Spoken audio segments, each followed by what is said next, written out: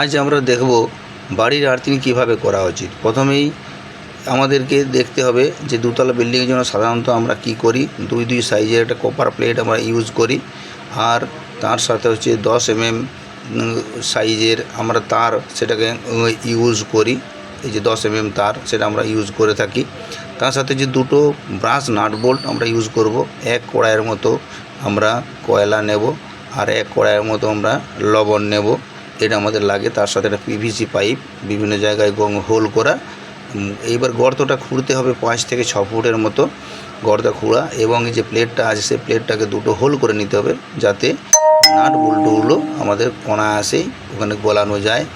তারপর করতে হবে যে 10 mm তারটা, সেটাকে 2-3 প্যাচ ভালো করে নাটের সঙ্গে দিয়ে সেটিকে রেঞ্জ দিয়ে সেটি ভালো করে টাইট করে দিতে হবে। দ্বিতীয় নাট বল্টুটাও তার একই রকম 2-3 প্যাচ তারটাকে দিয়ে খুব ভালো করে নাট বল্টুকে টাইট করে দিতে হবে।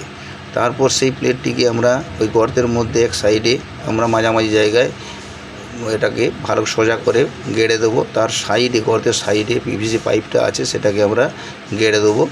তারপর আমরা প্রথমে কয়লা এবং লবণ এরকম করে 2-3 স্তর মাটি এভাবে দিতে থাকবো। আমরা কয়লা, লবণ এবং মাটি 2-3 স্তর দিয়ে সেই যে গর্তটা আমরা খুঁড়েছি সেটাকে সম্পূর্ণ ভর্তি করে দিতে হবে। ভর্তি করার পর আমাদেরকে দেখতে হবে যে তারটা যে আমাদের যে লাইনের সঙ্গে জোড়া হয়েছে বাড়ির লাইনের সঙ্গে আমাদেরকে চেক করতে হবে। 100 ওয়াটের একটা বাল্ব নিয়ে সেটিতে যে কোনো একটা সকেটের মধ্যে আমাদেরকে দিতে হবে আর্থিং এবং ফেজের মধ্যে, এবং সেটা দেখতে হবে যে বাল্বটা ঠিকঠাকভাবে জ্বলছে কি না।